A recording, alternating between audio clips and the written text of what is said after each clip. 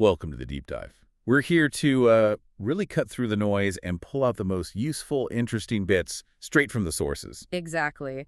Think of us as your guides through all that information. We want to give you a clear picture, maybe with a few surprises along the way. It's about getting those core insights. Absolutely. And today, we are diving deep into what it's really like to travel in Egypt, focusing specifically on, your experience as a visitor. Right. So if you're planning a trip or maybe just curious about what's behind the ancient wonders, this should be really helpful. We've looked at a whole range of stuff, official safety reports, some stats, travel blogs with really candid stories, and lots of discussions from traveler forums online. Yeah, and our mission here is basically to synthesize all of that, give you the lay of the land, the safety situation, the kind of daily challenges you might face, and importantly, practical tips based on what everyone's saying. Okay, let's jump right in. Safety in Egypt. Sometimes big concerns like terrorism come up first. What's the overall picture the sources paint? Well, it's interesting. It's kind of a layered view. You have the official advisories, like the U.S. State Department's Level 3, reconsider travel, that Global Guardian mentions. And yes, they primarily cite terrorism. Okay, so that sounds pretty serious. It does, but then multiple sources, including Global Guardian itself and Vigilios, point out something important. Attacks targeting tourists or civilians across the country. They've actually dropped sharply since about 2018. Ah, okay. So the risk profile has changed somewhat. It seems so. And the areas with the highest risk, places like North Sinai, parts of the Western Desert near the borders, these are areas travelers are strongly advised to avoid anyway. They're not typical tourist spots. Right, and security in the main tourist areas. Has that changed? Yeah, sources like Global Guardian and an expat community source mention increased security measures in popular tourist zones. So the risk is acknowledged, but it seems quite localized and perhaps less prevalent in the places most visitors go. Got it. So less about terrorism risk on the main routes, maybe? What about everyday crime? Pickpocketing, things like that. Or even more serious stuff. That's where the traveler experiences really add color. Things like violent crime against tourists, sources like Vigilios and that expat forum say it's relatively low, even rare. Rare, okay. Yeah, and there was even that surprising comparison using Numbeo data suggesting Cairo's overall crime index might feel lower than, say, New York City's. Wow, okay, lower violent crime than NYC. That is surprising. But petty crime, that's still a thing, right? Oh, absolutely. That's the one you're much more likely to bump into. Petty theft, pickpocketing, maybe bag snatching, it's common, especially where it's crowded. Tourist sites, markets, public transport. Makes sense. Lots of people, lots of distractions. Exactly. One source mentioned a UNODC survey where personal theft was the most common crime people reported experiencing. So yeah, low risk of violence, but you definitely need to keep an eye on your belongings. Okay, good heads up. Watch your wallet. What about the political side? Could protests or instability affect a trip? The sources touch on that. They say the government is generally stable, but, civil unrest or protests can happen unexpectedly. Right. The advice from Vigilios, the expat forum, Global Guardian, it's all consistent. See a protest, just steer clear, avoid the area. They can be unpredictable, even if they aren't aimed at tourists. Simple enough advice. Yeah. Avoid crowds. And culturally, anything impacting safety or just the general visitor experience? Yes, definitely. Multiple sources point out that Egypt is predominantly Muslim with generally conservative social values. Okay. So modest dress is really widely recommended, especially for women, and particularly if you're visiting mosques or maybe venturing off the main tourist track. Why is that emphasized so much? Well, bloggers like Be Adventurous and Kofi Adeyemi, plus security sources like Vigilios, they all say it's partly a sign of respect, which is important, but it might also help you blend in a bit more, potentially reducing unwanted attention. Okay, so it's about respect and maybe managing interactions too. So summing up this first part then. Yeah, pulling it together, the sources suggest you're pretty unlikely to get caught in major political trouble or violent crime in the usual tourist spots. The main day-to-day risk, it's much more about petty theft and sort of navigating those cultural norms, like how you dress. That definitely shifts the focus. Less about big dangers, more about navigating the everyday, which leads perfectly into those common challenges travelers talk all the time about: the scams, the hassle. Yes, the hustle. This is where the blogs and forums just light up with stories. It's the lived reality that can, frankly, feel a bit much if you're not ready for it. And transportation, especially taxis, seems like a universal pain point. No, absolutely. You read accounts from Kofi Adeyemi, threads on Reddit, guides like Vigilio's. The issues are so consistent. Overcharging is probably number one. How do they do that? All sorts of ways. Claiming the meter's broken, inventing fees out of thin air like a random airport entrance fee Kofi mentioned, or just quoting crazy special prices because you're a tourist. Taking you on the scenic route. That's common too.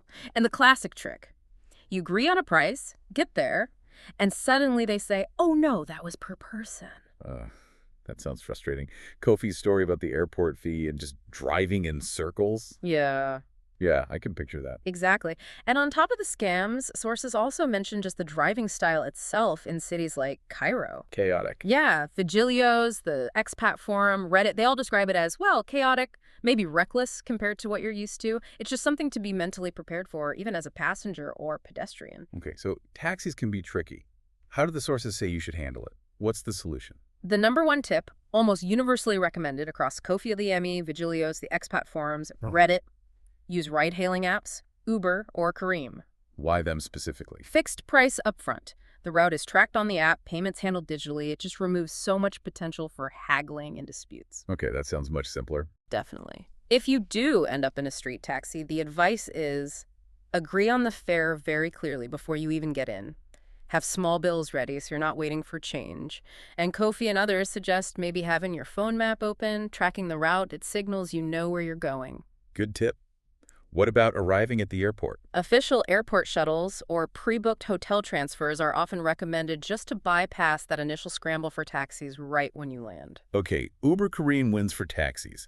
What about guides and tours? Another area for potential hassle. Yeah, those unofficial guides you find hanging around sites. Kofi Adeyemi describes this well. People approach you, seem friendly, offer help or a quick tour. But it's not really free help, is it? Rarely. The price can suddenly appear or inflate massively from what you thought. Or, like Kofi experienced at the Valley of the Kings, the tour itself might be really rushed, or they skip things you thought were included. He saw fewer tombs than promised. So how do you avoid that? Find a good guide.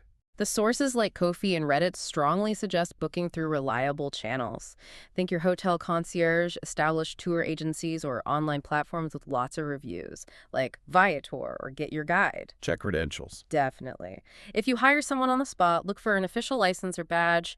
Ask for the itinerary in writing if you can, read reviews, and for anyone just approaching you offering unsolicited help. Let me guess.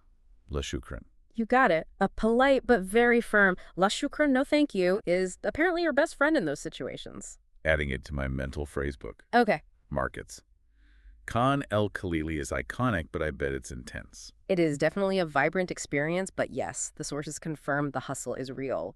Kofi Adeyemi, Reddit users, they all talk about vendors starting with prices that are way, way inflated for tourists. So haggling is a must. It's not just possible, it's basically expected. But it can be tiring. And Kofi also warns about fake goods, cheap prints sold as real papyrus, fake antiques. Yeah. He even mentioned getting hit with a hidden tourist tax on a cafe bill. A tourist tax on coffee. Yeah. Seriously, wow. Yeah, apparently. And that UNODC survey showing consumer fraud was a common issue kind of backs up how prevalent these things can be. Okay, so navigating the bazaars. What's the strategy? Embrace the haggle, but be firm. That's the advice from Kofi and Reddit. Start low, like half the asking price, maybe even less. And crucially, be genuinely willing to walk away. Often, that's when the price magically drops. The walkaway tactic. Classic. It works. Also, try shopping where locals shop if you can find those places. For valuable stuff like papyrus, look for certified places, ask for proof of authenticity, and always check your bill carefully. Ask what things cost up front, even if they seem free. It sounds like you need to be constantly switched on. What about just general street stuff? People asking for tips or being maybe too helpful? Ah, yes, bakshish. The whole tipping culture. Sources like Kofi and Reddit users agree tipping for good service is normal, expected. The frustration comes from the constant requests, sometimes really persistent, for tips for doing almost nothing. Like just pointing the way. Exactly. Or someone just appears and starts talking at you. Kofi mentions beggars with very practiced, sad stories too. And then there's the helpful stranger scam. Someone gives you unsolicited info, walks you 50 feet, and then demands payment. It's super common. So how do you deal with that without feeling rude or getting ripped off constantly? Kofi's advice seems sensible. Tip for actual genuine service, not just for someone breathing near you. And again, that polite but firm "la shukran" for any unwanted help or attention. Works wonders, apparently. Keep small bills handy too, I guess. Definitely. Practical for when you do want to tip fairly. For the overly helpful types, the advice is decline politely right away.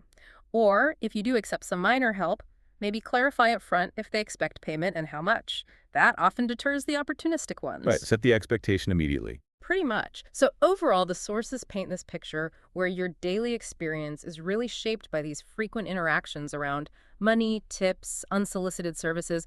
It just requires a certain awareness and maybe assertiveness. It's a different kind of challenge than worrying about big security threats. That's a really useful distinction. Okay, let's shift perspective now to something that gets a lot of discussion in the sources, the experience of solo female travelers. Yes, it's clear this is a significant topic. Sources like Be Adventurous, the Expat Forum, Vigilios FAQs, and just tons of Reddit threads. They all suggest that while many women travel solo in Egypt safely and have amazing times, they often face a different set of challenges. Different how? Be Adventurous puts it well. She says it requires preparation, awareness, cultural navigation. It's not a simple safe or unsafe label. So what are these specific challenges women report more often? The biggest one, consistently mentioned, is increased attention and harassment.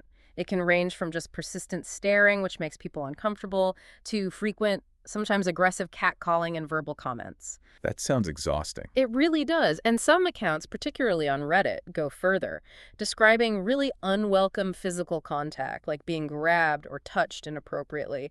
Bee's own story about that uncomfortable taxi ride where the driver kept making personal, inappropriate comments, it illustrates that kind of pervasive issue some women encounter. Gosh, that's awful.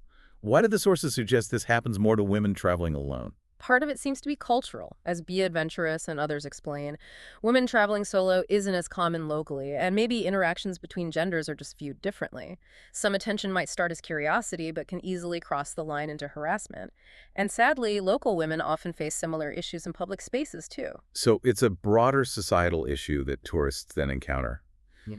What are the key strategies the sources recommend specifically for women traveling alone to cope or stay safer? Dressing modestly comes up again and again. Vigilios, the Expat Forum, Be Adventurous, they all stress it. Doesn't stop everything, apparently, but it's widely seen as showing respect and can potentially lessen the unwanted attention.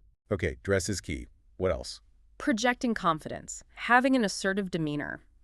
Be Adventurous and Reddit users emphasize this. Clear body language, firm responses if needed, it can act as a deterrent. Trusting your gut. Absolutely paramount. B makes this point strongly. It's always okay to walk away, leave a situation, ask for help if something just feels wrong. Don't worry about being polite if you feel unsafe. And transport. You mentioned Uber Kareem earlier. Even more crucial for solo women, according to the sources. And several mention using the women-only cars on the Cairo metro as a good option, safer, less hassle. That's a great practical tip. Any other coping mechanisms? Seeking local support can help. Be Adventurous talks about connecting with other women or even just asking shopkeepers or security for help if needed. Her positive experience with local contacts like Rami and Khaled shows how valuable making genuine connections can be. So connecting with people can actually be a safety strategy too. It seems so. Reddit discussions also cover things like wearing headphones as a do not disturb signal, using sunglasses, maybe using a bag as a physical barrier in crowds. Different tactics work for different people. It sounds like it requires constant vigilance, both externally and internally managing your own feelings and reactions. Exactly. While petty crime affects everyone, the sources make it really clear that this layer of persistent harassment creates a unique, significant stress factor specifically for solo female travelers in Egypt. It requires specific awareness and strategies. Okay, let's try and pull all these threads together now. Thinking about any visitor to Egypt, what are the most important strategies for having a smoother, better trip based on everything we've discussed? Yeah, looking across all the sources, it really seems to come down to a few key things.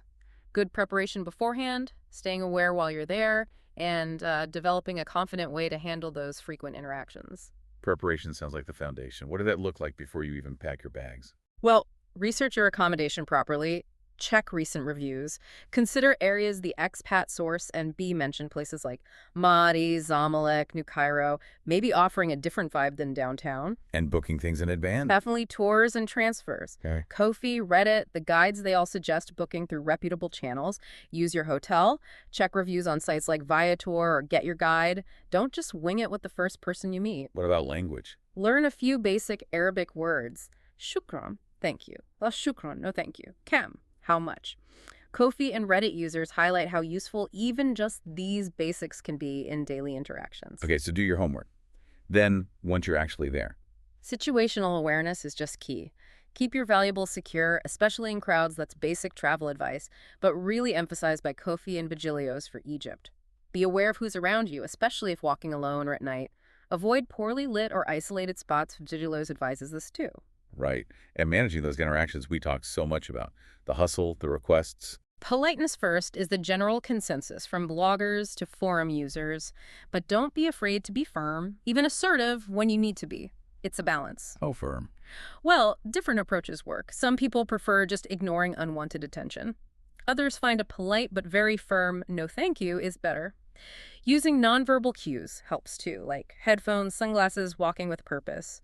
Kofi and Reddit threads discuss these options. You kind of have to find what feels comfortable but effective for you in setting boundaries. And many sources recommended guides or group tours, right? As a buffer. Yes, that came up a lot, especially for the big historical sites, which can be overwhelming. Kofi, Bay, Reddit, even Global Guardian, they suggest a good guide or a group tour, handles the logistics, gives you amazing context, and can shield you from some of the constant hassling at places like the pyramids or Luxor. Makes sense. Someone else runs interference. Exactly. And finding genuine local contacts like Bay did with Rami and Khaled, that can also lead to more authentic, less transactional experiences away from the main tourist grind. Good point. And we shouldn't forget the practical health stuff. Absolutely not. Vigilios and B stress this. Stick to bottled or purified water. Be a bit cautious with street food, especially uncooked things like salads. To avoid stomach issues, the infamous Pharaoh's Revenge, Travel insurance. essential. Always have comprehensive travel insurance. And maybe pack a basic first aid kit with stuff for potential stomach upset. Just be prepared. Okay, wow. That covers a huge amount of ground. Yeah. It paints a much clearer, more nuanced picture than just reading scary headlines or only seeing the amazing photos. It really does. And let's be clear, Egypt has these absolutely mind-blowing historical wonders, incredible culture. There's a reason people want to go. For sure. And while the challenges, the scams, the hassle, and especially the experiences reported by solo female travelers are definitely real and seem quite common, according to these sources. There are also loads of strategies tried and tested by other travelers that you can use to navigate it all pretty successfully. It really sounds like going in prepared, keeping your wits about you, and having a bit of confidence is the key message coming from all these different perspectives. I think so. And plenty of people have truly fantastic, life-changing trips, even with these potential bumps in the road. So maybe here's a final thought for you, our listeners, to chew on. Whether you're planning a trip or just thinking about travel in general, the sources describe Egypt as this place where you find incredible, genuine warmth and hospitality sitting right alongside this constant, persistent hustle. How do you as a traveler navigate that? How do you stay open to real connection while still protecting yourself from being exploited? Hmm. That's the million-dollar question, isn't it? It's a balancing act you find in lots of dynamic places, but Egypt seems to really put it front and center. It certainly does. Well, thanks for diving deep with us today. We really hope this gives you a more informed, prepared perspective. Yeah, safe travels if you're heading out, and keep exploring.